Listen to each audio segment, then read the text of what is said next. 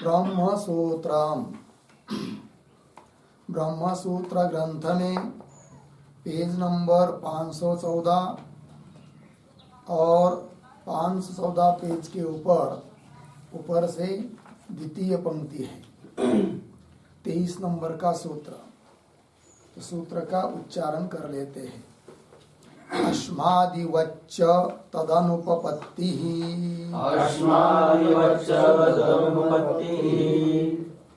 तो बात यह चल रही है, द्वितीय अध्याय प्रथम पाद और द्वितीय अध्याय का प्रथम पाद का यह 7 नंबर का अधिकरण चल रहा है और इस अधिकरण का नाम है इतर व्यपदेशाधिकरणम और इस अधिकरण का विषय ब्रह्म समन्वय ही है। और उस पर पूर्व पक्षी ने आक्षेप किया था कि इतर का व्यपदेश होने के कारण अर्थात जीव का ब्रह्म से, ब्रह्म का जीव से अभेद बताया हुआ होने के कारण आप लोग सिद्धांती ब्रह्म को यदि जगत के प्रति कारण मानते हो तो जीव ही कारण सिद्ध हो जाता है, क्योंकि जीव ब्रह्म का भेद है। और यदि जीव रूप ब्रह्म कारण है तो वह उसने अपने हित के लिए ही जगत को बनाना चाहिए और अहित के लिए नहीं करना चाहिए, किंतु ऐसा तो हुआ नहीं है। अतः जगत के प्रति ब्रह्म को कारण मानना उचित नहीं है और जगत के प्रति ब्रह्म कारण सिद्ध नहीं होता है तो ब्रह्म समन्वय का वाद हो जाता है। ये पूर्व पक्षी ने कहा। उस पूर्व पक्षी का उत्तर सूत्र नंबर 22 से देना शुरू किया और कहा सिद्धांतियों ने कि भेद का भी तो निर्देश है, अर्थात अधिकम अर्थात अन्यत। भेद का निर्देश है मतलब उपाधि को लेकर जीव और ब्रह्म का भेद है और उस प्रकार का ईश्वर ब्रह्म परमात्मा जो कि उपाधि से युक्त है वह जगत के प्रति कारण है और जो अपने उपाधि से युक्त परिच्छिन्नादि उपाधि से युक्त जो जीव वह ब्रह्म जगत के प्रति कारण नहीं है। जगत के प्रति कारण परमात्मा है जो कि जीव से भिन्न है उपाधि को लेकर। यद्यपि जीव ब्रह्म का सिद्धांत मत में वास्तविक अभेद होने पर भी उपाधि को लेकर भेद है और ऐसे उपाधि से युक्त ब्रह्म जगत के प्रति कारण होने से उसमें हित अकरणादि दोषों की प्राप्ति नहीं होती है, इस बात को बता दिया। अब और पुनः पूर्व पक्षी आक्षेप करता है क्या कि ब्रह्म से विचित्र जगत की उत्पत्ति मानना उचित नहीं क्योंकि ब्रह्म एक है। उस आक्षेप का भी उत्तर देने के लिए अब यह सूत्र आया है 23 नंबर का। इस अधिकरण का यह अंतिम सूत्र है। तो सूत्र का उच्चारण तो हमने कर लिया, हम लोगों ने कर लिया। अब इस सूत्र के बारे में पहले थोड़ा सा लिख लेते हैं, उसके बाद उसके ऊपर जो भाष्य है उसका विचार करेंगे। तो लिखते हैं सूत्रावतरणम। सूत्रावतरणम बराबर ननु अखंडैक रूपे ब्रह्मणि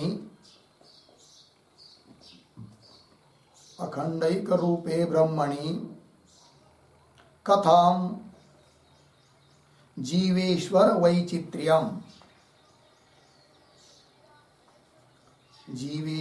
वैचित्र्यम कौंस में लिखिए भेद कौंस बंद अर्धविराम कथम च तत्कार्य वैचित्र्यम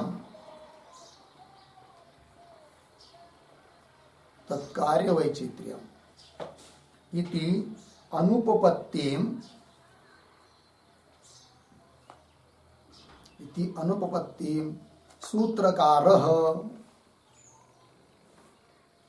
सूत्रकारः दृष्टान्तैः परिहरति। दृष्टान्तैः परिहरति अस्मादिवच्च इति। फिर नीचे की पंक्ति में सूत्रम, सूत्र है अस्मादिवच्च तदनुपपत्ति 2:1-30।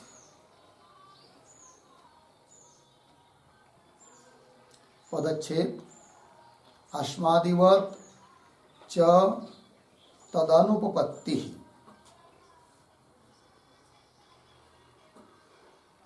फिर नीचे पदार्थोक्ति ही प्रतीक है अस्मादिवत् च,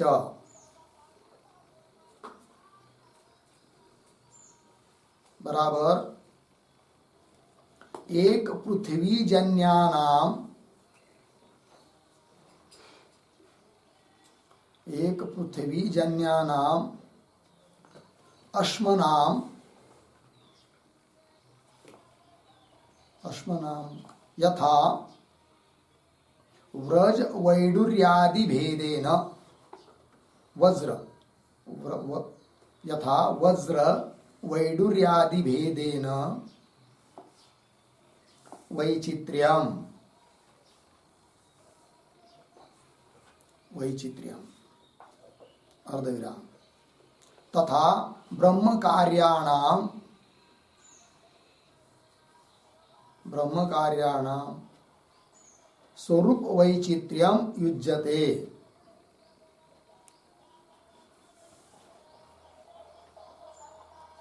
स्वरूप वैचित्र्यम युज्यते पूर्ण विराम। कंस में लिखिए इति अतः, इति अतः आगे की तरफ बांध देकर कंस बांध। फिर प्रतीक तदनुपपत्ति, तदनुपपत्ति बराबर परस्य ब्रह्मणः, परस्य ब्रह्मणः वैचित्र्य कार्याजनक, वैचित्र्य कार्य अजनक, अजनकत्वादि परकल्पित दोषाणाम, एक ही पद है, वैचित्र कार्या अवग्रह जनकत्वादि परकल्पित दोषाणाम, अजनकत्वादि परकल्पित दोषाणाम अनुपपत्ति बराबर असंभवः इति अभिप्रायः पूर्ण विराम। तस्मात् जीवाभिन्न ब्रह्मवादी समन्वयः, जीवाभिन्न ब्रह्मवादी समन्वयः,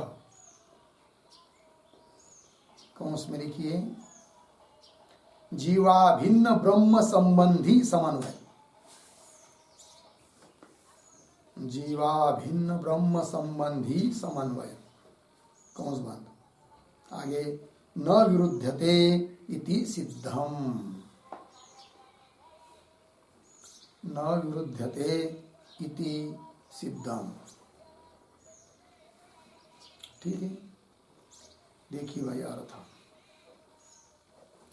तो सूत्रावतरण में लिखा है कि ननु अखंड एक रूपे ब्रह्मणि, पूर्व पक्षी बोल रहा है, पूर्व पक्षी आक्षेप कर रहा है कि हे सिद्धांती तुम्हारे मत में अखंड एक रस ब्रह्म है, एक ही है वो, फिर उसमें जीव और ईश्वर इस प्रकार का वैचित्र्य अर्थात भेद कैसा हो सकता है यदि एक ही ब्रह्म है तो, एक बात।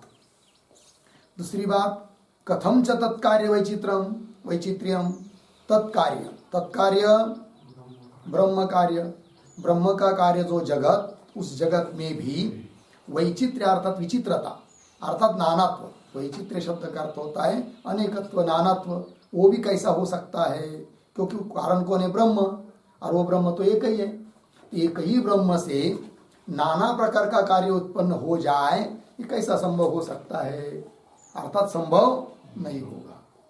इसका मतलब विचित्र ऐसे नाना प्रकार की जगत रूप में, जगत के प्रति, क्योंकि जगत नाना प्रकार का है, आकाश, वायु, अग्नि, जल, पृथ्वी और उससे उत्पन्न हुए सब कार्य प्रपंच, विचित्र प्रकार का जगत है, नाना प्रकार का जगत है।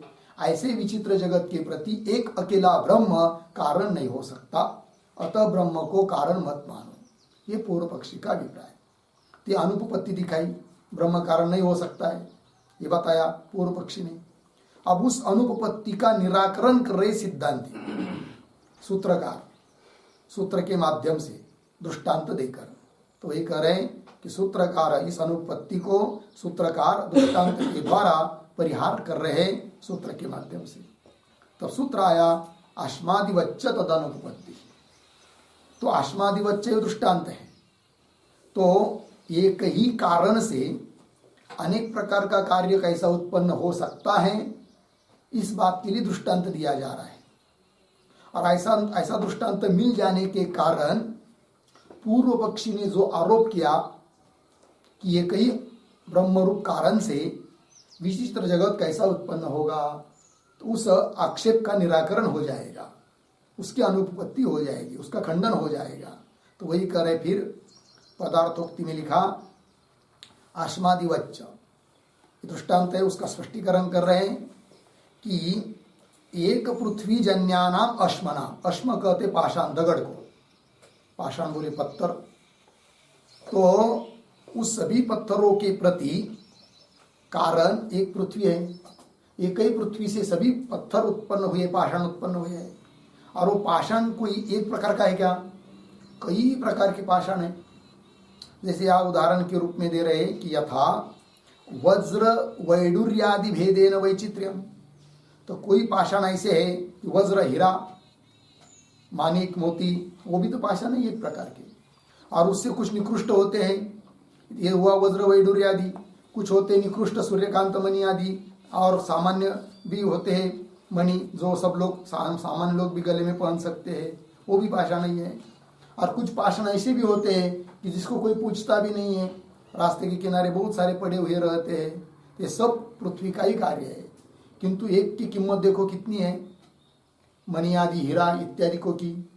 और गले में पहनने वाले सामान्य लोग जो जिसको पहन सकते उसकी कीमत उससे कम है। और जो रास्ते के बगल में पड़े रहते हैं बहुत सारे प्रकार के पाषाण, उसके कोई पूछता नहीं है, कोई कीमत नहीं है। और उसमें भी बहुत सारे होते हैं सफ़ेद, और वो अन्य अन्य खानियों में से निकलते हैं जिसकी मूर्तियाँ भी बनती है। तो एक ही कारण रूप पृथ्वी से अनेक प्रकार के पाषाण जैसे उत्पन्न हो सकते हैं, उस प्रकार एक ही ब्रह्म से विचित्र नाना प्रकार का यह जगत उत्पन्न हो सकता है। अतः जगत के प्रति एक ब्रह्म को कारण मानने में कोई दिक्कत नहीं, ये सिद्धांती बोल रहे हैं। तो वही देखिए, यथा वज्र वैडूर्य आदि, ये पाषाणों के भेद है, मणि, हीरे आदि आदि के। तो वज्र वैडूर्य आदि भेदेन वैचित्र्यम तथा, अब सिद्धांत, ब्रह्म कार्याणाम स्वरूप वैचित्र्यम युज्यते। ब्रह्म अकेला है किंतु उसका कार्य जो जगत, उसमें उसके स्वरूप में विचित्रता युक्त है, कोई दिक्कत नहीं। इत्यत ऐसा होने के कारण, ऐसा दृष्टांत मिल जाने के कारण तद अनुपपत्ति ही प्रतीक है। तद अनुपपत्ति का मतलब परस्य ब्रह्मण, पूर्व पक्षी ने जो अनुपपत्ति दिखाई थी है कि नहीं, तो उसको बोल रहे परस्य ब्रह्मण। क्या अनुपपत्ति दिखाई थी पूर्व पक्षी ने? वो कह रहे परस्य ब्रह्मण वैचित्र्य कार्य अजनकत्वादि। ऐसे पर कल्पित, पर मतलब पूर्व पक्षी के द्वारा कल्पित जो दोष, उन दोषों की अनुपत्ति, तद अनुपत्ति में तत्का अर्थ कर रहे दोष, और उसकी अनुपत्ति है कि नहीं, अर्थात वो दोष संभव नहीं है, दोष का निराकरण।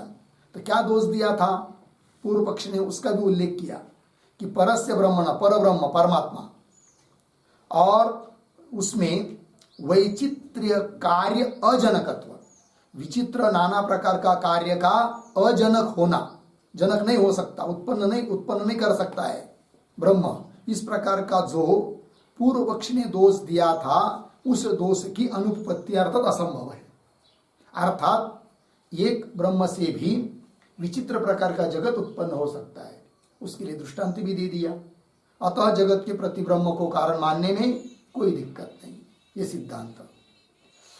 फिर आगे कह रहे तस्मात् जीवाभिन्न ब्रह्मवादी समन्वय, जीव से अभिन्न ब्रह्म है, जीव से अभिन्न ब्रह्म संबंधी जो समन्वय वह न विरुद्धते, उसके साथ कोई विरोध नहीं है, ये बात बता दी। तो सूत्र का अर्थ हो गया। अब इस सूत्र पर जो भाष्य है उस भाष्य का विचार करते हैं।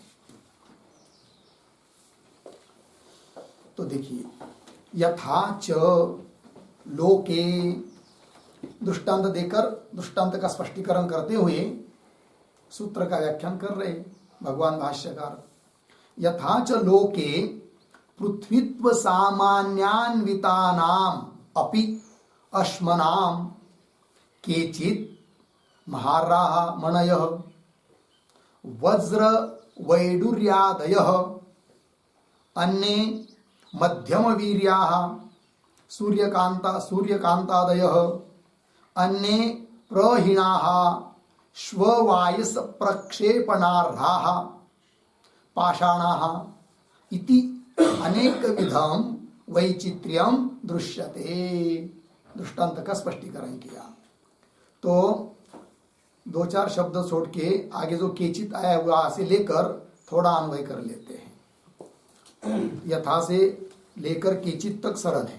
तो केचित के आगे देखिए, केचित के बाद ऐसा पढ़ेंगे, केचित के बाद में दो शब्द छोड़कर वज्र वैडूर्यादयः, फिर पीछे महाराहा मणयः, अर्धविराम, आगे अन्य एक शब्द छोड़कर आगे सूर्यकांतादयः, पीछे मध्यम वीर्याः, अर्धविराम, और आगे अन्य प्रहीणाः, आगे सरल है। तो देखिए भाई अर्थ, यथाच लोके, जिस प्रकार लोक में, लोक व्यवहार में पृथ्वीत्व सामान्य अन्वितानाम अपि अश्मना, पृथ्वीत्व सामान्य, सामान्य कहते जाति को, पृथ्वीत्व रूप जाति से अन्वित अर्थात युक्त सभी पाषाण, जितने भी दुनिया में पाषाण है उन सभीयों में पृथ्वीत्व जाति अनुगत है। क्यों? कि वे सभी पाषाण पृथ्वी का कार्य है। तो एक ही पृथ्वी रूप कारण से अनेक प्रकार के पाषाण उत्पन्न होते हुए दिखाई देते हैं। तो वही कह रहे, तो पृथ्वीत्व सामान्य अन्वितानाम अपि अश्मनाम पाषाणानाम, केचित उनमें से कुछ पाषाण, कैसे भाई? तो वज्र, वज्र कहते हीरा को, तो वज्र वैडूर्य वही उसी का भेद कोई प्रकार होगा। वज्र वैडूर्यादयः महाराः मणयः, महाराः का अर्थ लिखे महाश्रेष्ठाः, अत्यंत श्रेष्ठ, अत्यंत कीमती, बहुमूल्यवान, ऐसे कुछ मणि होते हैं जो कि पाषाण नहीं है। फिर आगे अन्य, और दूसरे कुछ मणि, दूसरे कुछ पाषाण कैसे होते हैं? तो अन्य सूर्यकांतादयः मध्यम वीर्याः, उन वज्र वैडूर्यादियों से भिन्न कुछ सूर्यकांतादिक मध्यम वीर्य वाले पाषाण होते हैं। यहां पर शब्द आया है वीर्या, वीर्या शब्द का अर्थ करेंगे तेज, मध्यम वीर्या मध्यम तेज वाले, क्यों वीर्य शब्द का अर्थ मूल्य भी कर सकते हैं, मध्यम मूल्य वाले या मध्यम तेज वाले। सूर्यकांतादिक मणि वो भी पाषाण नहीं है। तो सूर्यकांतादय मध्यम वीर्या, और आगे अन्य, और कुछ प्रकार के पाषाण ऐसे भी होते हैं। कैसे जी? बता रहे अन्य प्रहीणाः, प्रहीणाः का मतलब लिखिए अत्यंत निकृष्टाः, प्रकर्षेण हीनाः, अत्यंत हीन, अत्यंत निकृष्ट, जिनका कोई मूल्य नहीं, ऐसे भी कुछ पाषाण होते हैं। कौन होते वो? तो उसको भी दिखा रहे हैं। अन्य प्रहीणा श्व वायस प्रक्षेपणार्हाः पाषाणाः, श्व कुत्ता, वायस कौवा है कि नहीं, उनके ऊपर प्रक्षेपण करने के लिए योग्य ऐसे कुछ पाषाण होते हैं। दुनिया में पड़े हुए रास्ते के किनारे जो पाषाण है वो कैसे है, कोई भी उसको उठाता है, कुत्तों को मारता है या वायस को, कौवे आदि को, पक्षियों को उड़ाने के लिए काम कर लेते हैं लोग, लेकिन जिसका कोई मूल्य नहीं है। इस प्रकार के भी कुछ पाषाण होते हैं। तो बहुत प्रकार के पाषाण दिखा दिया, और उन सभी प्रकार के विचित्र विचित्र अनेक प्रकार के पाषाणों के लिए कारण तो एक पृथ्वी ही है।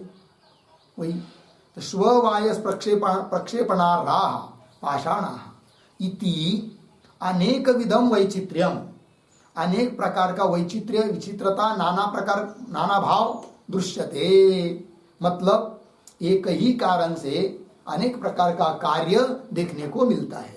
एक उदाहरण दे दिया, और भगवान भाष्यकार दूसरा उदाहरण दे रहे, यथा च एक पृथ्वी व्यपाश्रयाणाम अपि बीजानाम बहुविधम पत्र पुष्प फल गंध रसादि वैचित्र्यम चंदन किंपाक चंपकादिषु उपलक्षते।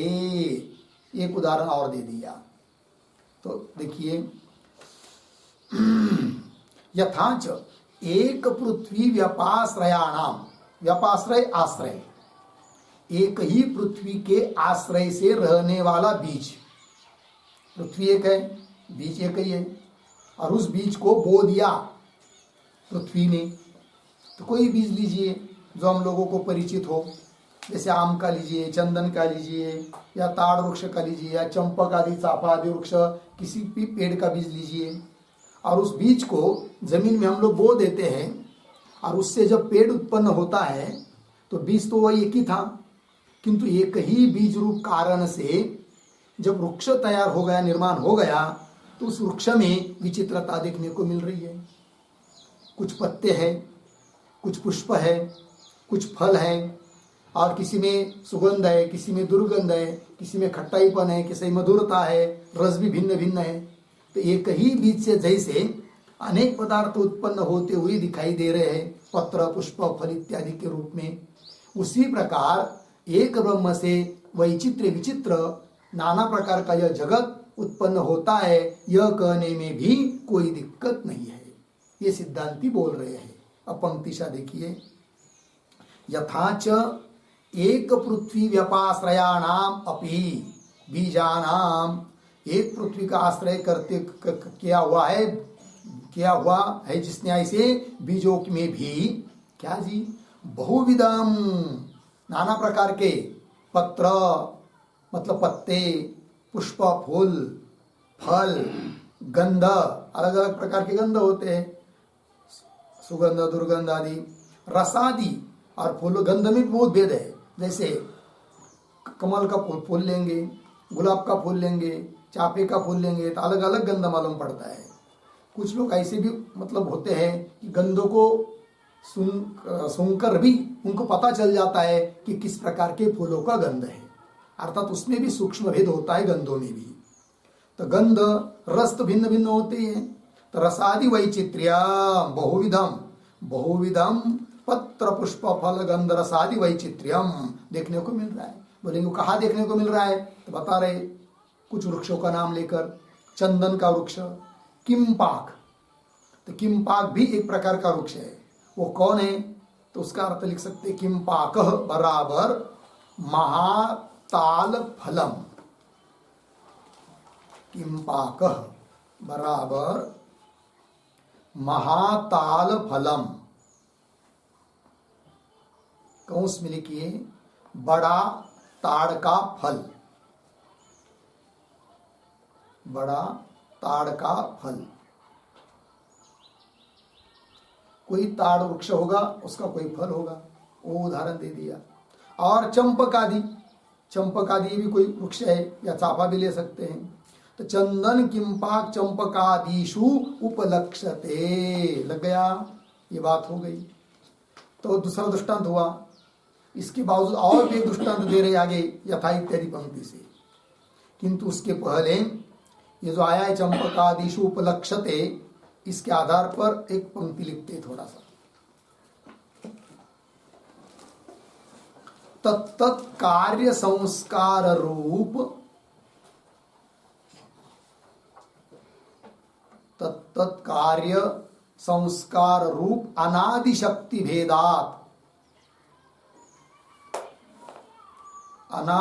भेदात वैचित्र्यम इति भावः। अनादि शक्ति भेदात वैचित्र्यम इति भावः।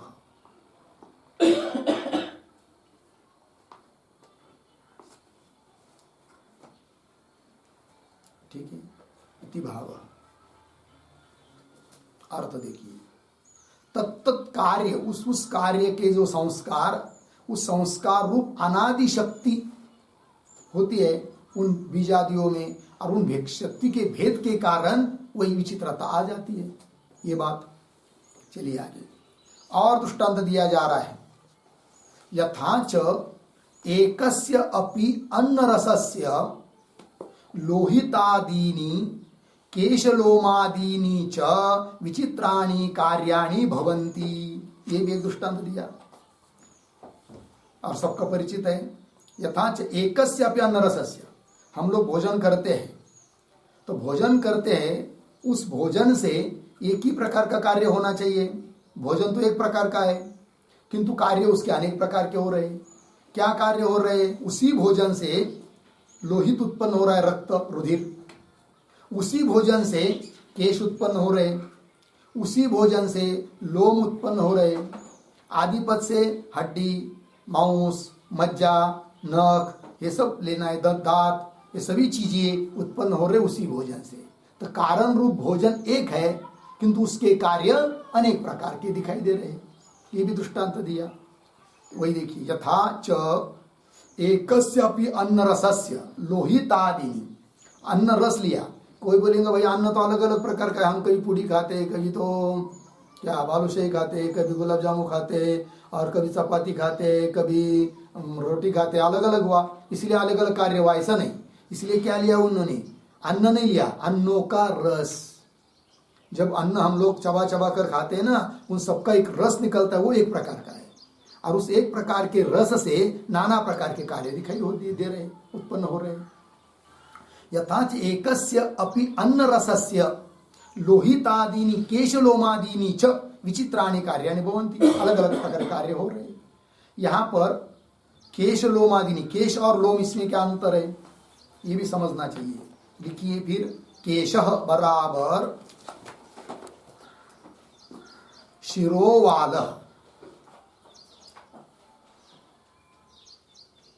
शिरोवालः।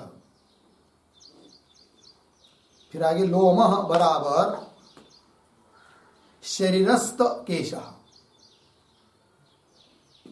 शरीरस्थ केशः। ये दोनों में अंतर है। केश शब्द से लिया जाते अपने सिर पर जो बाल होते हैं वो होते क्या? केश शब्द से। और लोम शब्द से उस माथे को छोड़कर, सिर को छोड़कर अन्य शरीर पर पेट, पोट, पेट, पीठ, पैर, हाथ, इनमें जो छोटे छोटे छोटे बाल होते हैं उसको कहते लोम। ठीक है, चलिए। तो केशलोमादीनि च विचित्राणि कार्याणि भवन्ति हो गया। तो तीन दृष्टांत दिए। अब सिद्धांत को बता रहे एवं इत्यादि पंक्ति से। तो पंक्ति को देखिए, एवं एकस्यापि ब्रह्मणः जीव प्राज्ञ पृथक्त्वं कार्य वैचित्र्यम च उपपद्यते। लग गया? देखिए इतने का अर्थ पहले। तो ये जो एवं इत्यादि पंक्ति है उसके पूर्व में एक छोटा सा वाक्य लिखिए, दार्ष्टान्तिकम दर्शयति। दार्ष्टान्तिकम दर्शयति एवं इति।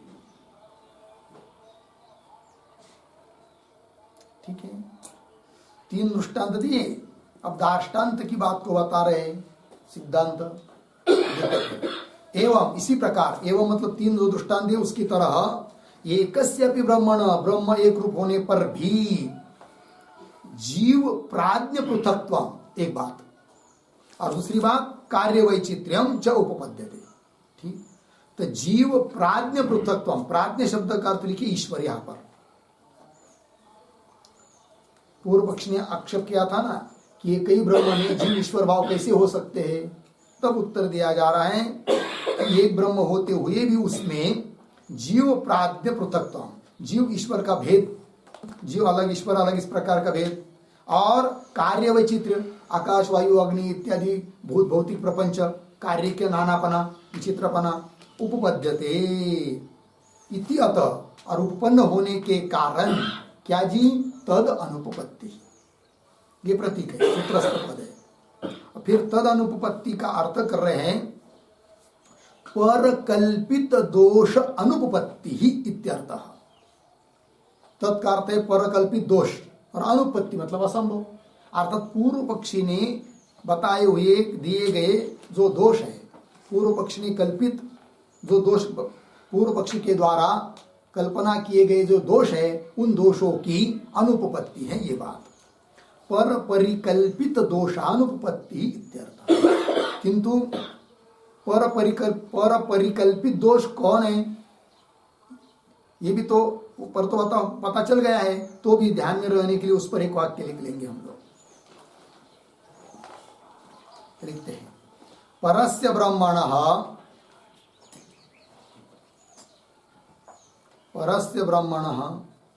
वैचित्र्य कार्य अजनकत्वादि, वैचित्र्य कार्य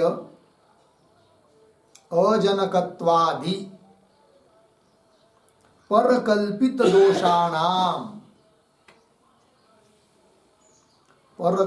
दोषाणाम अनुपपत्ति ही इत्यर्थः। अनुपपत्ति ही इत्यर्थः पूर्ण विराम। किंच कर्तृत्व भोक्तृत्वादि विकारस्य, कर्तृत्व भोक्तृत्वादि विकारस्य मिथ्यात्वात्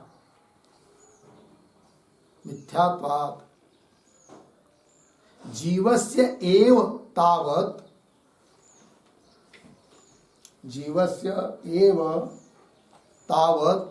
दोषः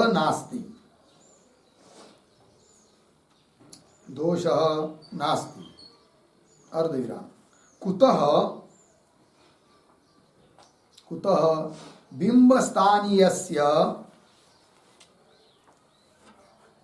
बिंबस्थानीयस्य अशेष विशेषदर्शिनः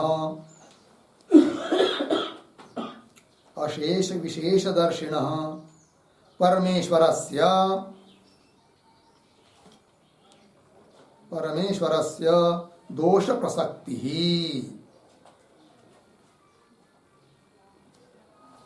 दोष प्रसक्ति ही। ठीक, देखो भाई यार,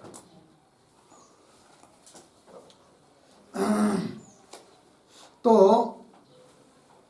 पर परिकल्पित दोष कौन, वो बता रहे। परस्य ब्रह्मण, परस्य ब्रह्मण मतलब पर ब्रह्म, परमात्मा, परमात्मा में वैचित्र्य कार्य अजनकत्व, नाना प्रकार का विचित्र कार्य का अजनकत्व है, इत्यादि प्रकार का जो पूर्व पक्षी के द्वारा कल्पित दोष है, उन दोषों की अनुपपत्ति है, असंभव है। क्योंकि दो तीन उदाहरण देकर निराकरण कर दिया पूर्व पक्षी के आरोप का।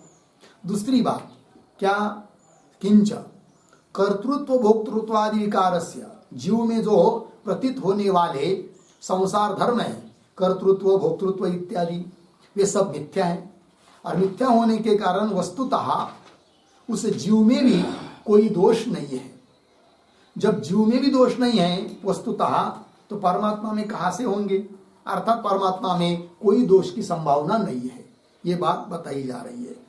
किंच कर्तृत्व भोक्तृत्वादि विकार से मिथ्यात्वात्, क्योंकि कर्तृत्व भोक्तृत्वादि विकार कैसे हैं, मिथ्या, मिथ्या होने के कारण जीवस्य एव तावत् दोष नास्ति, जीव में भी सबसे पहले तो दोष नहीं है। फिर कुतः बिंबस्थानीयस्य, बिंबस्थानीय अशेष विशेषदर्शिनः, है कि नहीं, परमेश्वरस्य, परमेश्वरस्य के विशेषण है, बिंबस्थानीय परमेश्वर है, और अशेष विशेष दर्शन, अशेष समस्त सभी विशेषों का साक्षात्कार जिसको है, अर्थात जो सर्वज्ञ है, ऐसे उस परमेश्वर में कहां से दोष हो सकते हैं, अर्थात दोष नहीं होंगे, नहीं आते हैं, ये बात बता दी। ठीक, चलिए फिर आगे श्रुतिश्च प्रामाण्यात् विकारस्य च वाचारंभण मात्रत्वात् स्वप्न दृश्य भाव वैचित्र्यवत् च इति अभ्युचय। ठीक, अब कौन बात बताई जा रही श्रुतेश्च इत्यादि पंक्ति से? तो श्रुति है, इसके पूर्व में एक छोटा सा वाक्य लिखिए, सूत्रस्थ चकारार्थम आह।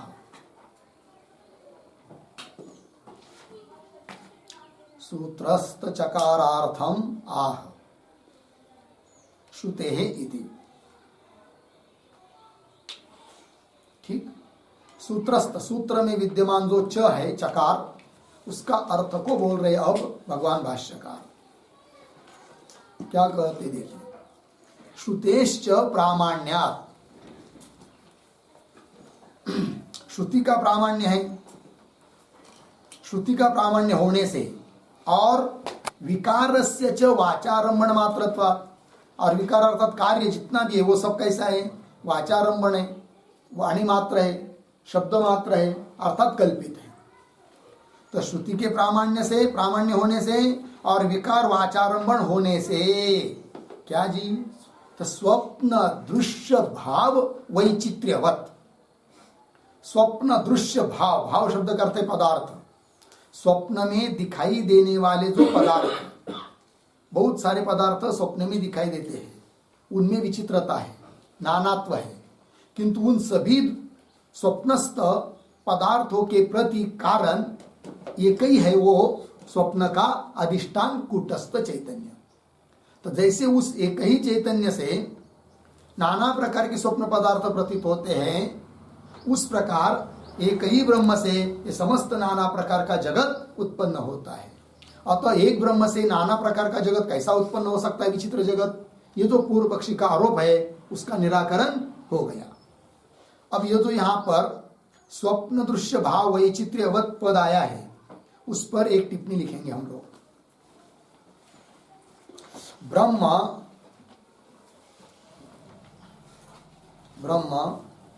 अर्धविराम न विचित्र कार्य प्रकृति, न विचित्र कार्य प्रकृति एक रूपत्वात्, एक रूपत्वात् व्यतिरेकेन मृत्तन्त्वादिवत्, मृत्तन्त्वादिवत् इति यद पूर्वपक्षेन उक्तम्,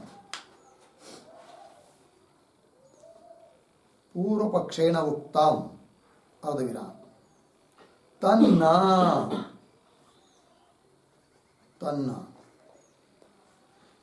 एक रूपे स्वप्नदृशी इव, स्वप्नदृशी इव विचित्र दृश्य वस्तु वैचित्र्य, विचित्र दृश्य वस्तु वैचित्र्य दर्शनेन, वैचित्र्य दर्शनेन व्यभिचारात्, व्यभिचारात् इत्यर्थः। पूर्ण विराम। तस्मात् प्रत्यगभिन्ने ब्रह्मणि, प्रत्यगभिन्ने ब्रह्मणि समन्वयस्य अविरोधः, समन्वयस्य अविरोधः इति सिद्धम्, अविरोधः इति सिद्धम्। ठीक है, देखिए भाई यार, तो पूर्व पक्ष ने जो युक्ति दी है, अनुमान क्या है, वो लिख के दिया, ब्रह्म न विचित्र प्रकृति ही, क्यों एक रूपत्वात, यह अनुमान है। पक्ष है ब्रह्म और उसमें साध्य करता है, सिद्ध करता है पूर्व पक्षी क्या, न विचित्र कार्य प्रकृति, विचित्र ऐसे कार्य का प्रकृति अर्थात उपादान कारण ब्रह्म नहीं है। क्यों एक रूपत्वात, कार्य ब्रह्म एक रूप है और कार्य प्रपंच विचित्र है। अतः ऐसे विचित्र जगत के प्रति एक रूप ब्रह्म कारण नहीं बन सकता। ये पूर्व पक्षी का आरोप, युक्ति, अनुमान दिया, व्यतिरिक अनुमान है। फिर व्यतिरिक अनुमान है, इसलिए दृष्टांत दिया मृत तंत्वादिवत, मिट्टी तंत्वादियों से अनेक प्रकार का कार्य उत्पन्न होता है, किंतु इसलिए अनेक प्रकार कार्य उत्पन्न होता है कि वह कारण मिट्टी तंत्वादि भी अनेक प्रकार के हैं, अनेक समूह मिलकर कार्य उत्पन्न करते हैं, ठीक है ना। उस प्रकार इधर है नहीं, इधर तो ब्रह्म एक ही है, अतः उससे नाना प्रकार का जगत उत्पन्न नहीं हो सकता। ये पूर्व पक्षी का आरोप, वही करे आगे। इति यद पूर्व पक्ष ने उत्तम, इस प्रकार का जो पूर्व पक्षी ने कहा था तन्न, वह ठीक नहीं है, क्योंकि उस पूर्व पक्षी ने दिए हुए अनुमान में जो हेतु है वह हेतु व्यभिचारी है, साध्याभाववत वृत्ति है, अतः वह हेत्वाभास है, दुष्ट हेतु है, पूर्व पक्षी के द्वारा दिया गया। अतः उस हेतु से पूर्व पक्षी साध्य की सिद्धि कर नहीं सकता। कहा व्यभिचार है उस हेतु का, वो भी बता रहे आगे। एक रूपे स्वप्न दृषि इव, तो स्वप्न को देखने वाला एक ही है चैतन्य, और उससे नाना प्रकार का स्वप्न प्रपंच उत्पन्न हुआ। अतः यहां पर तो एक रूपत्व हेतु तो है, किंतु साध्य जो है, साध्य क्या है, न विचित्र कार्य प्रकृति, उसका अभाव, न विचित्र कार्य प्रकृति का अभाव, अर्थात विचित्र कार्य प्रकृति दोनों न आते तो भाव हो जाता है। अतः यहां पर स्वप्न दृष्टांत में साध्य नहीं है और हेतु है। साध्य क्या है उसका, न विचित्र कार्य प्रकृति, किंतु यहां पर विचित्र कार्य के लिए प्रकृति नहीं है क्या, स्वप्न दृष्टा है, अर्थात साध्य का अभाव, और एक रूपत्व हेतु विद्यमान है, अर्थात व्यभिचार हेतु हुआ। ये बात स्वप्न दृश्य इव विचित्र दृश्य वस्तु वैचित्र दर्शनेन व्यभिचारा इत्यर्थ। तस्मात्, इसलिए सिद्ध हुआ कि प्रत्येक अभिन्ने ब्रह्मणि, प्रत्येक अभिन्न ब्रह्म में जो समन्वय बताया है उसके लिए कोई विरोध नहीं है, अविरोधः इति सिद्धम। हो गया जी। चलिए तो मूल पंक्ति में श्रुते प्रामाण्य विकारस्य च वाचारंभण मात्रत्वात् स्वप्न दृश्य भाव वैचित्र्य वच्च इति अभ्युचय, अभ्युचय का अर्थ समुच्चय, ऐसा भी चकार से समुच्चय कर लेना चाहिए, संग्रह कर लेना चाहिए। ये बात हो गई। इस प्रकार इस 23 नंबर के सूत्र का भाष्य पूरा हुआ। इसके साथ साथ यह 7 नंबर का अधिकरण भी पूरा हुआ। अब इसके बाद 8 नंबर का अधिकरण आता है, और इस 8 नंबर के अधिकरण का नाम है उपसंहार दर्शनाधिकरणम। ठीक, 2 सूत्र का यह अधिकरण है। अब इस 8 नंबर का जो अधिकरण है उसके भी 6 अंगों को हम लोग लिख लेते हैं प्रति अधिकरण की तरह लिखेंगे, फिर शीर्षक देंगे। 8 नंबर उपसंहार दर्शनाधिकरणम, सूत्र संख्या 24-25। नीचे के पंक्ति में लिखिए कंस में, अद्वितीय ब्रह्मणः एव, अद्वितीय ब्रह्मणः एव नानाविध सृष्टि, नानाविध सृष्टि कर्तृत्वाधिकरणम, नानाविध सृष्टि कर्तृत्वाधिकरणम, कर्तृत्वाधिकरणम पूर्ण विराम कंस बंद, नानाविध सृष्टि कर्तृत्वाधिकरणम लिखा। फिर नीचे के पंक्ति में नंबर 1 संगति बराबर पूर्वाधिकरणेन सह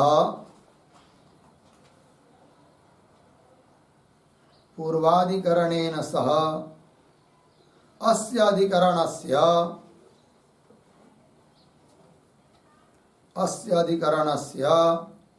प्रत्युदाहरण संगति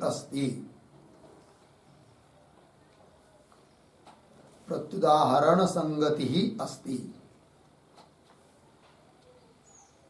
पूर्णविराम। पूर्वाधिकरणे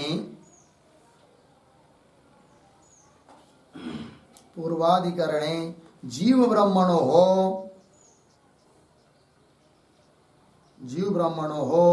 औपाधिकं भेदम आदाय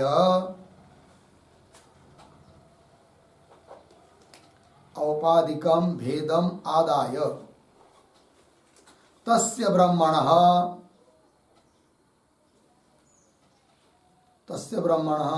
जगत् सृष्टुत्वे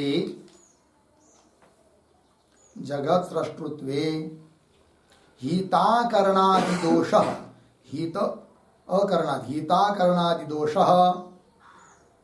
प्रत्युक्तः बराबर निराकृतः।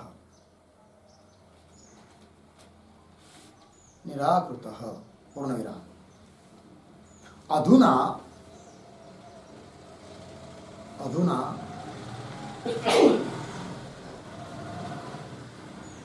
उपाधितः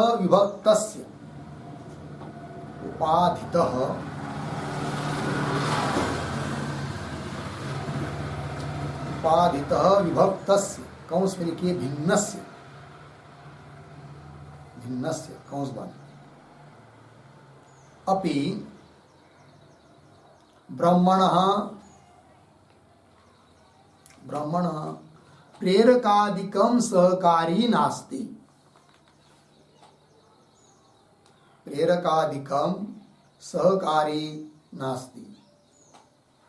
अर्धविराम। ईश नानात्वाभावात्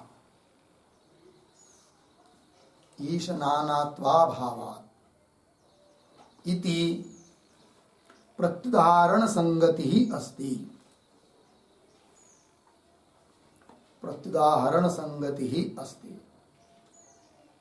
ठीक, अर्थ देखिए भाई।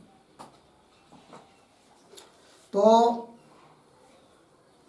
यह जो अधिकरण है जिसका नाम है उपसंहार दर्शनाधिकरणम, तो कौन बात कही जाएगी इस अधिकरण में?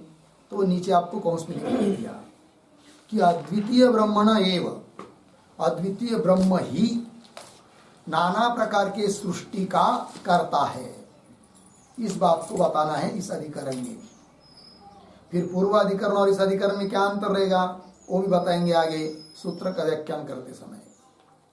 पहले संगति आदि 6 अंगों को देखिए। तो पहला है संगति, तो कह रहे हैं पूर्व अधिकरण के साथ इस अधिकरण की प्रत्युदाहरण संगति है। वो कैसे? तो बता रहे हैं कि पूर्वाधिकरण जैसे उसके विपरीत यहाँ पर है। पूर्वाधिकरण में क्या था? तो पूर्वाधिकरणे जीव ब्रह्मणो औपाधिकम भेदम आदाय, जीव और ब्रह्म का उपाधिकृत भेद को लेकर तस्य ब्रह्मणः, उस ब्रह्म में जगत सृष्टुत्व बताया, अर्थात जीव अलग है ब्रह्म अलग है, दोनों की उपाधि अलग है। इस प्रकार का स्वीकार करके ब्रह्म में ही जगत का उत्पन्न कर्तृत्व बताया, जगत सृष्टुत्व बताया। और ऐसा बताने पर हित अकरणादि दोष नहीं आते, ये बात बता दी पीछे के अधिकरण में। तो हित अकरणादि दोष प्रत्युक्त नाम निराकृत, दोषों का निराकरण किया पीछे के अधिकरण में। अब इस अधिकरण में क्या करना है फिर? तो अधुना उपादित विभक्तस्य नाम भिन्नस्य अपि ब्रह्मण, तो वहां पर पूर्व पक्षी का आरोप निवृत्त करने के लिए उपाधि से युक्त माना ब्रह्म को। अब यहाँ पर उपादित विभक्तस्य नाम भिन्नस्य अपि ब्रह्मण, ब्रह्म में प्रेरकादिकम सहकारी नास्ति, कोई प्रेरक आदि सहकारी नहीं है। क्यों सहकारी नहीं है? इसलिए कि वेदांत मत में, सिद्धांत मत में ईश्वर को नाना नहीं माना है। और ईश्वर अकेला ये, उससे बिना और कुछ भय भी नहीं है। तो ईश नानात्वा भावात, दूसरा कुछ होता तब सहकारी उसको मिलता, जबकि ब्रह्म से भिन्न, परमात्मा से भिन्न कुछ है नहीं वस्तुतः, तो सहकारी कोई मिलेगा ही नहीं। और सहकारी नहीं मिलेगा तो उस अकेले ब्रह्म से कैसा जगत उत्पन्न होगा सहकारी के बिना, ये पूर्व पक्षी का आरोप रहेगा। और फिर उसका उत्तर दिया जाएगा इस अधिकरण में, ईश नानात्वा भावात इति, इस प्रकार प्रत्युदाहरण संगति अस्ति। पीछे उपाधि को लेकर बात बताई, अब यहाँ पर उपाधि से भिन्न ब्रह्म में कैसा नानात्वादि हो सकता है कि नहीं, नाना कार्यकारित्व हो सकता है इत्यादि बताना है। तो प्रत्युदाहरण संगति हो गया। आगे चलिए नंबर 2, विषय बराबर असहायात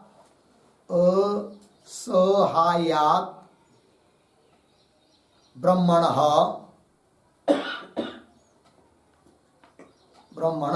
कौंस में लिखिए, असहाय ब्रह्म से,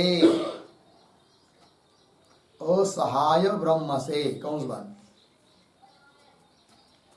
आगे जगत सर्गम ब्रुवन, जगत सर्गम ब्रुवन कौंस में लिखिए,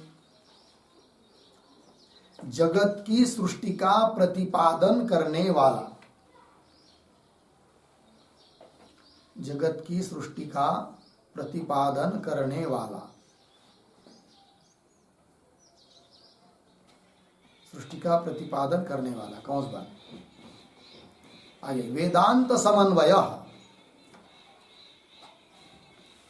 वेदांत समन्वय अस्य अधिकरणस्य, अस्य अधिकरणस्य विचार विषयः अस्ति, विचार विषयः अस्ति।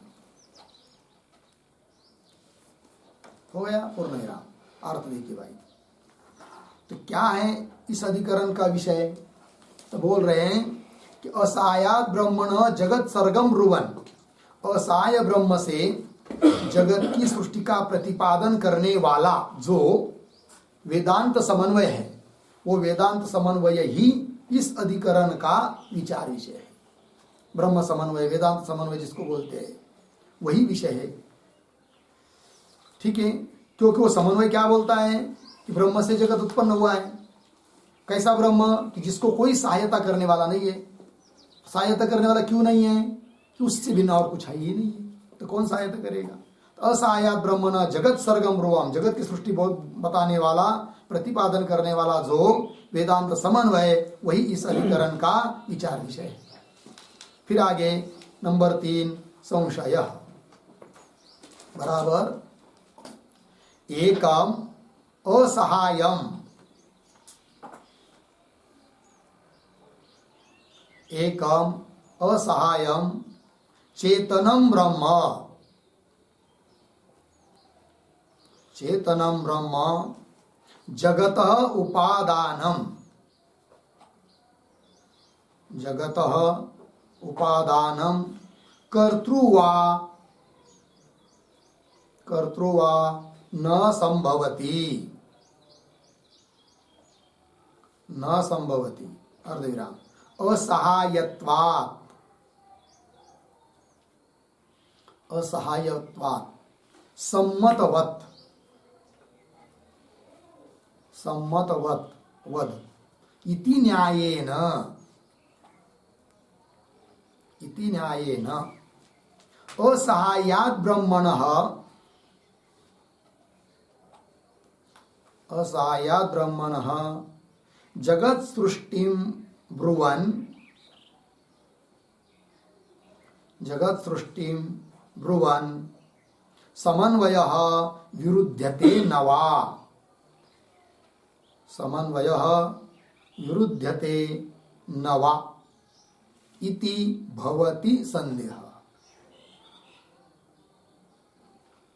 इति भवति संदेहः। ठीक, देखो भाई अर्थ, एकम असहायम पूर्व पक्षी युक्ति देता है, न्याय युक्ति, फिर उस न्याय से समन्वय का विरोध होता है या नहीं होता ये संशय। किंतु कौन है वो न्याय?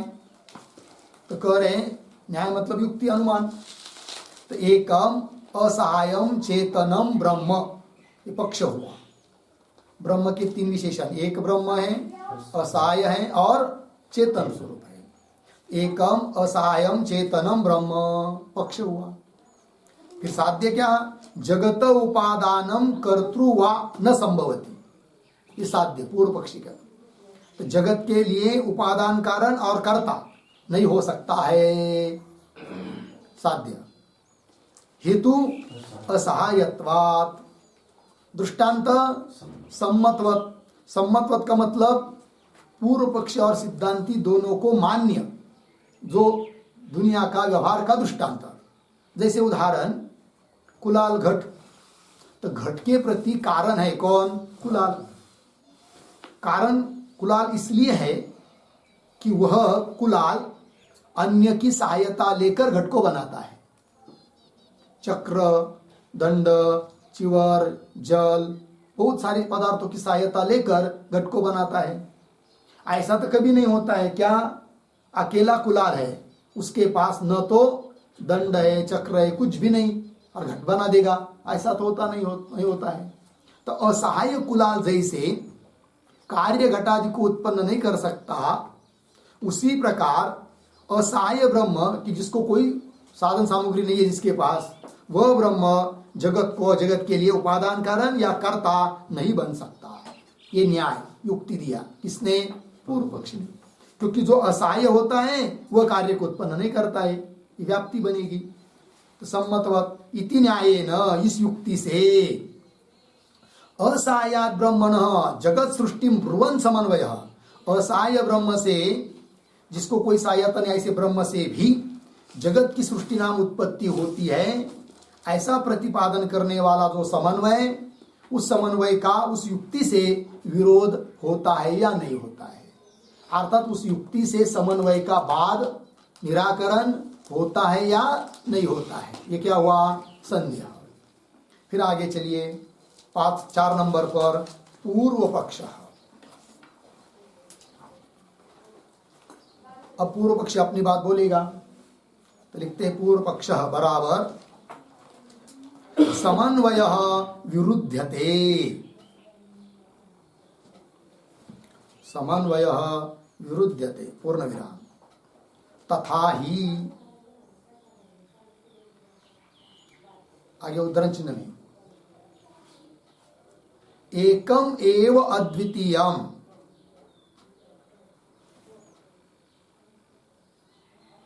एकम एव अद्वितीयम, उद्धरण चिन्ह बंद, इति ब्रह्मणः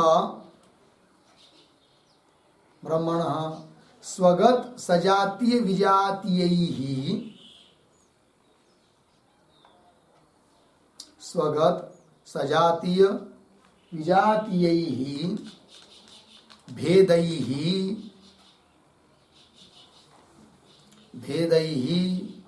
शून्यत्वम् अवगम्यते, शून्यत्वम् अवगम्यते पूर्ण विराम। स्रष्टव्यानि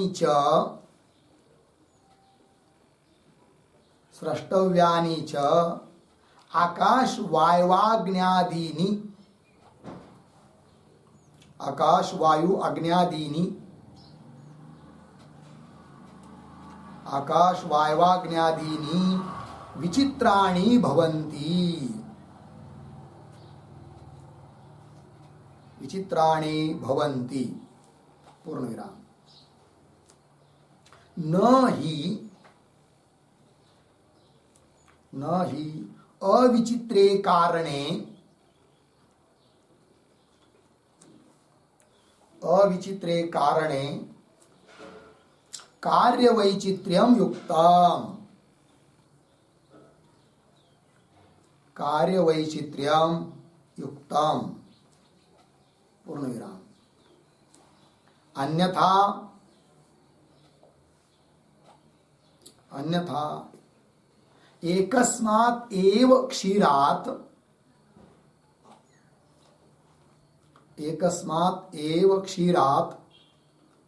दधि तैलादि अनेक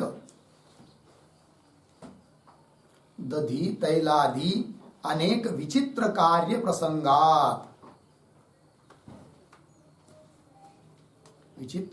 प्रसंगात पूर्ण विराम आकाशादीनां च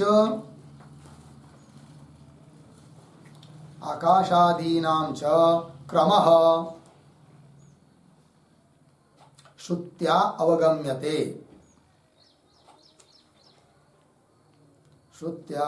अवगम्यते पूर्ण विराम न च तस्य व्यवस्थापकम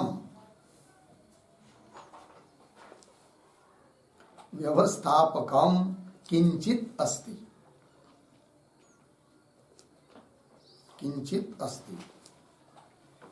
पूर्ण विराम तस्मात् अनेक कार्याणां क्रमेण जन्म अद्वितीय ब्रह्मणः न संभवति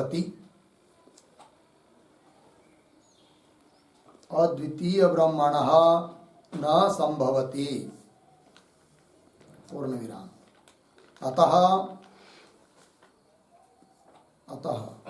ब्रह्म समन्वयस्य बाधः भवति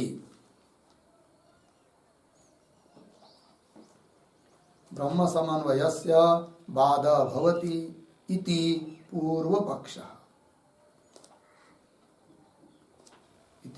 पूर्वपक्षः ठीक है। देखिए भाई अब अर्थ देखिए। तो संशय हुआ था समन्वय का विरोध होता है या नहीं होता है। उस पर पूर्व पक्षी बोल रहा है कि समन्वय का विरोध है, मतलब समन्वय का बाध हो जाएगा। विरोध होता है युक्ति से, न्याय से बाध होता है, विरोध होता है। कैसे? तथा ही करके स्पष्ट कर रहा है पूर्व पक्षी। वो कहता है कि श्रुति है एकम एव अद्वितीयम ब्रह्म, एकमात्र अद्वितीय ब्रह्म है। इति इस प्रकार श्रुति क्या कह रही है कि ब्रह्मणः स्वगत सजातीय विजातीय ही भेद ही शून्यत्वम अवगम्यते। ब्रह्म में स्वगत सजातीय विजातीय भेद नहीं है, यह जाना जा रहा है श्रुति के आधार पर। ठीक है ना? तो स्वगत सजातीय विजातीय भेदों से शून्यत्व रहितत्व ब्रह्म में है, ये जाना जाता है। फिर आगे मतलब ब्रह्म अकेला है, उसमें स्वगत भेद नहीं, सजातीय नहीं, विजातीय, बिल्कुल अकेला एक रस। ठीक। और उत्पन्न होने वाले आकाशादि तो नाना प्रकार के हैं, वही करे सृष्टव्यानी च, उत्पन्न होने योग्य ऐसे जो आकाश वायु अग्न्यादीनि विचित्राणि भवन्ति, अलग अलग प्रकार के। आकाश का स्वभाव अलग है, गुण धर्म अलग है, गुण अलग है। वायु का गुण धर्म अलग है, स्वभाव अलग है, स्वरूप अलग है। अग्नि का गुण धर्म स्वरूप सब अलग अलग, भिन्न भिन्न है, एक दूसरे का मेल भी नहीं बैठता है। ठीक है कि नहीं? तो ऐसे विचित्र पदार्थ उत्पन्न हो रहे हैं। और एक नियम होता है, वो दिया क्या? नहीं अविचित्रे कारणे कार्य वैचित्र्यम युक्तम। अविचित्रे कारणे कार्य वैचित्र्यम न युक्तम, मतलब अविचित्रे कारणे, कारण यदि विचित्र नहीं है तो, कारण यदि अलग अलग प्रकार का नहीं है तो उससे कार्य भी विचित्र उत्पन्न नहीं हो सकता। कार्य में विचित्रता मतलब नाना प्रकारता तब आ सकती है जब कारण में विचित्रता हो। जैसे तंतु आदि में, मिट्टी आदि में विचित्रता है, अतः उसका कार्य में भी विचित्रता है। यहां पर तो ब्रह्म में कोई विचित्रता नहीं है, अतः उससे कार्य अनेक प्रकार का उत्पन्न हो यह युक्त नहीं है, ये बोल रहा है पूर्व पक्षी। ठीक, आगे चलिए। और यदि इसके बावजूद भी, अन्यथा पूर्व पक्षी कह रहा है, इसके बावजूद भी यदि तुम कहोगे क्या कि एक ही कारण से, अविचित्र कारण से विचित्र कार्य उत्पन्न हो जाता है, क्या क्या? अविचित्र कारण से विचित्र कार्य उत्पन्न हो जाता ऐसा मानोगे, तब तो एक दूध से दही, तेल, रोटी, चावल, बहुत सारे पदार्थ एक दूध से उत्पन्न हो जाने चाहिए। होते हैं क्या? नहीं होते हैं। अतः एक कारण से, अविचित्र कारण से नाना प्रकार का कार्य, विचित्र कार्य उत्पन्न हो नहीं सकता। और जगत तो विचित्र है, अतः उसके प्रति अकेले उस ब्रह्म को कारण मानना उचित नहीं, अर्थात ब्रह्म को कारण मानना ही उचित नहीं है। और ब्रह्म यदि जगत के प्रति कारण नहीं है, अर्थात ब्रह्म समन्वय का बात हो जा रहा है। कौन बोल रहा है? पूर्व पक्षी। अन्यथा एकस्मात् एव क्षीरात्, क्षीर दूध, एक ही दूध से दधि, तैलादि अनेक विचित्र कार्य प्रसंगात, अनेक प्रकार के विचित्र कार्य की प्राप्ति होनी चाहिए, किंतु वो तो होती नहीं है। और यहाँ पर तो आकाशादि नाम च, और दूसरी बात, आकाशादि नाम च क्रमः श्रुत्यावगम्यते। आकाश, उसके बाद वायु उत्पन्न होता है, वायु से अग्नि, अग्नि से जल, जल से पृथ्वी, क्रम बताती है श्रुति। तो आकाशादि नाम च क्रमः श्रुत्यावगम्यते। न च तस्य क्रमस्य व्यवस्थापकम किंचित अस्ति। वो ये क्रम से उत्पन्न हो, इसके बाद ये, इसके बाद ये, वो ऐसा व्यवस्थापन करने वाला तो कोई है ही नहीं है। अकेला ब्रह्म क्या करेगा? कुछ नहीं कर सकता। ये बात। तस्मात् अनेक कार्याणाम क्रमेण जन्म अद्वितीय ब्रह्मण न संभवति। इसलिए पूर्व पक्षी बोल रहा है कि अनेक प्रकार के कार्यों का क्रमशः जन्म, क्रमशः उत्पत्ति अद्वितीय ब्रह्म से नहीं हो सकती।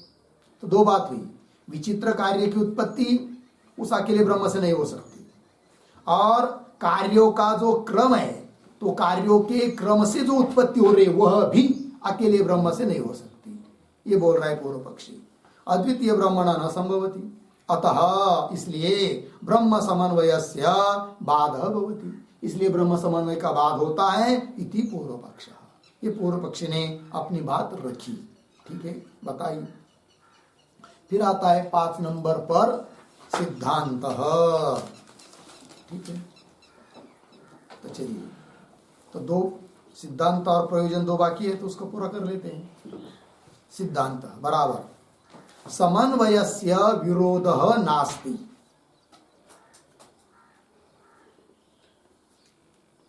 समन्वयस्य विरोधः नास्ति, पूर्ण विराम।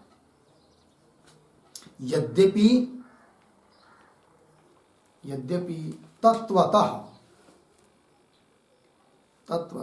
कंस में लिखिए परमार्थतः,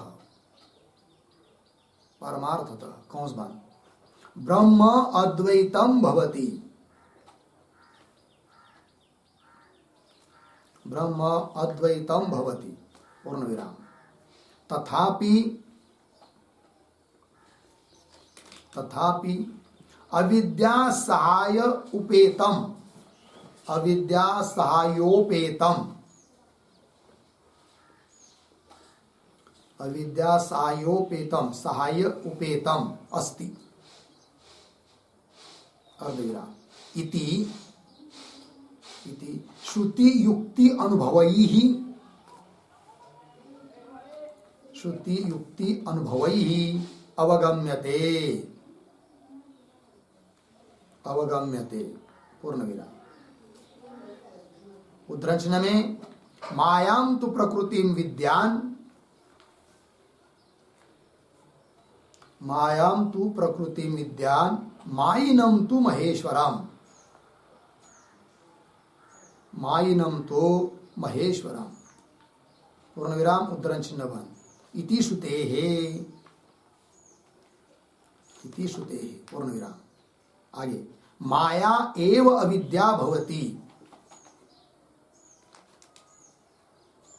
माया एव अविद्या भवति, अर्धविराम। उभयोः अपि अनिर्वचनीयत्व लक्षणस्य, अनिर्वचनीयत्व लक्षणस्य एकत्वात्,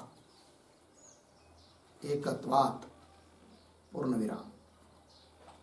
आगे न च मायांगिकारे द्वैतापत्ति, मायांगिकारे द्वैतापत्ति। पूर्ण विराम। वास्तवस्य द्वितीयस्य अभावात्। वास्तवस्य द्वितीयस्य अभावात्। पूर्ण विराम। अतः एकम अपि ब्रह्म अविद्या सहायवशात्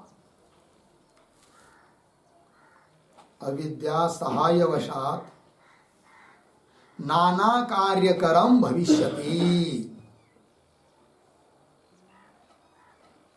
नाना कार्यकरम भविष्यति। पूर्ण विराम। न च कार्यक्रमस्य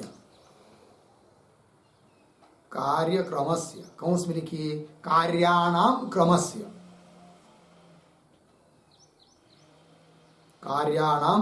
कंस बन व्यवस्थापकाभावः अस्ति।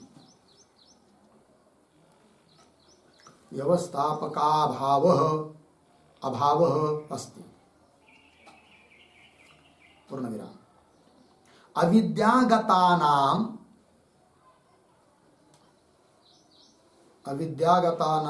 शक्ति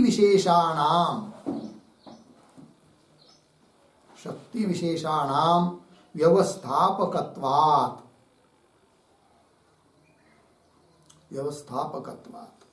पूर्ण विराम। तस्मात् अद्वितीय ब्रह्मणः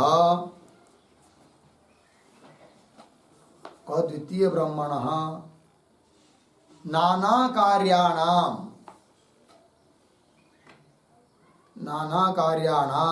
क्रमेण सृष्टिः संभवति।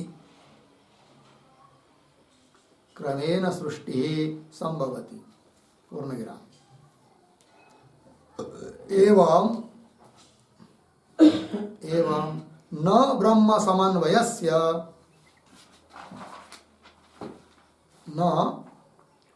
समन्वयस्य बाधः इति भावः।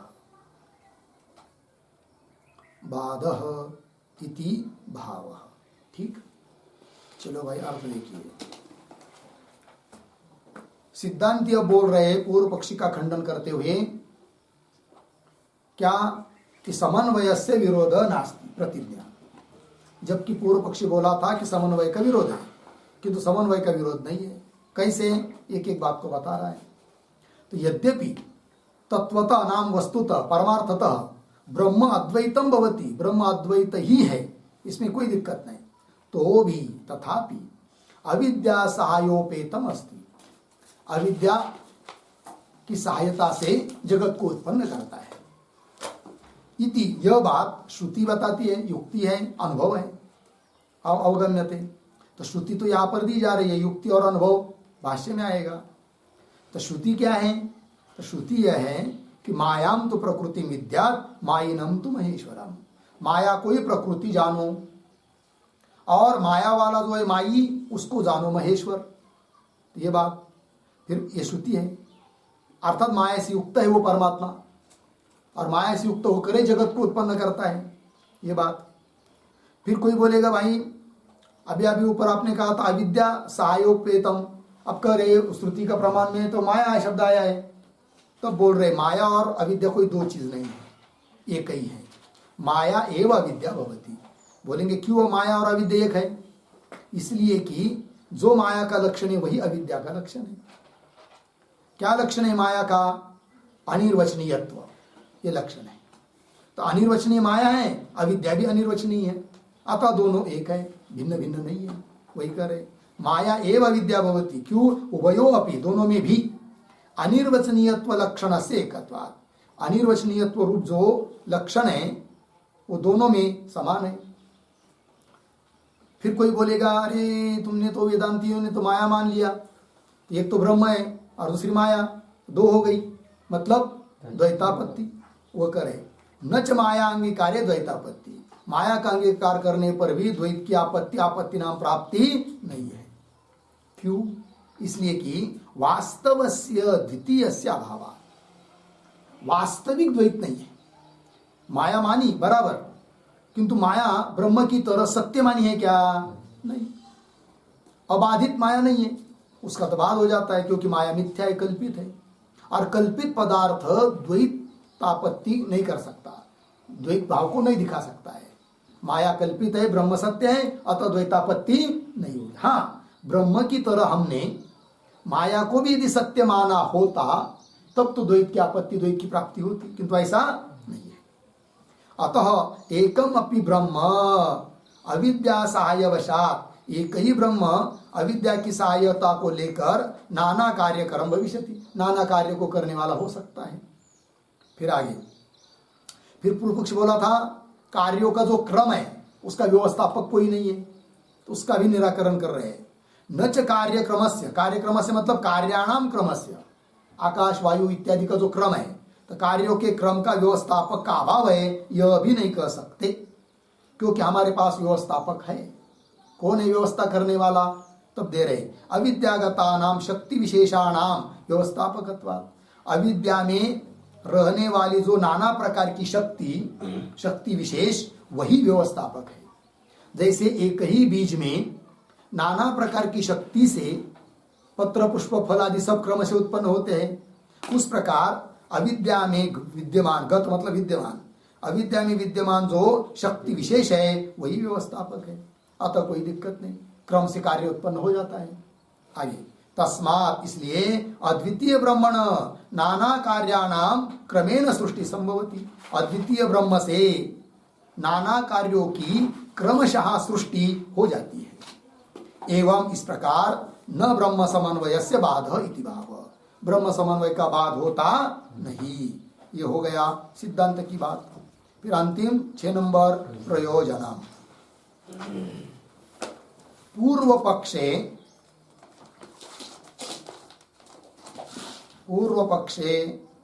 तर्क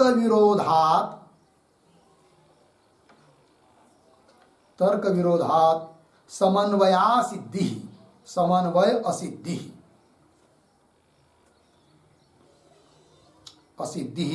प्रयोजनम भवति। पूर्णविराम। सिद्धांते समन्वय सिद्धि फलम भवति, समन्वय सिद्धि फलम भवति। पूर्णविराम। इति उभयोः फलभेदः अस्ति, इति उभयोः फलभेदः अस्ति। ठीक, देखिए भैया अर्थ। पूर्व पक्ष में क्या फल? तो कह रहे हैं तर्क नाम अनुमान जो ऊपर बता चुके हैं, उसके साथ विरोध होने से समन्वय की सिद्धि नहीं है, समन्वय की असिद्धि, ये फल है पूर्व पक्षी में। और सिद्धांत में क्या? समन्वय की सिद्धि। इस प्रकार दोनों में फल का भेद भी है, ये बात हो गई। अर्थात इस अधिकरण के इन 6 अंगों का विचार हम लोगों ने किया। अब इस अधिकरण की सूत्र और उसके भाष्य का विचार कल करेंगे। ओम पूर्णमदः पूर्णमिदं पूर्णात् पूर्णमुदच्यते